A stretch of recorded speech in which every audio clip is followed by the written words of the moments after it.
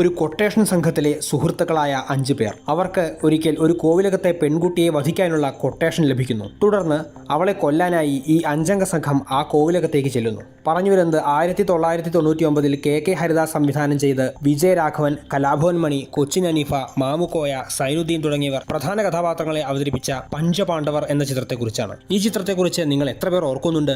ആ ഒരു കാലഘട്ടത്തിലെ പല ടെംപ്ലേറ്റ് സിനിമകളിലും ആവർത്തിച്ച് കണ്ടുവരുന്ന അതേ ഫോർമാറ്റിൽ തന്നെ വന്നതുകൊണ്ടോ മറ്റോ പിൽക്കാലത്ത് ഒരു ത്രില്ലർ എന്ന രീതിയിൽ എവിടെയും തന്നെ പരാമർശിക്കാതെ പോയ ഒരു ചിത്രമാണിത്. മേൽപ്പറഞ്ഞ ഒരു ജേണർ ആയതുകൊണ്ട് തന്നെ എന്റെ ഇഷ്ട ചിത്രങ്ങളിലൊന്ന്. റൗഡിയാണെങ്കിലും ഉള്ളിൽ നന്മയുടെ നിറകുടമായ നായകൻ, ശാലീന സൗന്ദര്യവും കുലീനത്വവും ഒരുപോലെ സമന്വയിച്ച നായിക, നായകന്റെ വാലായി ഇഷ്ടം പോലെ കോമഡി കഥാപാത്രങ്ങൾ എന്നിങ്ങനെ അക്കാലത്ത് ആവർത്തിക്കപ്പെട്ടുകൊണ്ടിരുന്ന കുറേ ടെംപ്ലേറ്റുകൾ ഉണ്ടെങ്കിലും സിനിമ തുടങ്ങി ഒരു ഘട്ടം കഴിയുമ്പോഴേക്കും ഒരു കിടിലൻ സസ്പെൻസ് ത്രില്ലർ മോഡിലേക്ക് ഇത് മാറുന്നുണ്ട്. ഈ സസ്പെൻസ് ഫാക്ടർ തന്നെയാണ് സിനിമ അവസാനം വരെ കാണാൻ പിടിച്ചിരുത്തുന്ന പ്രധാന ഘടകവും.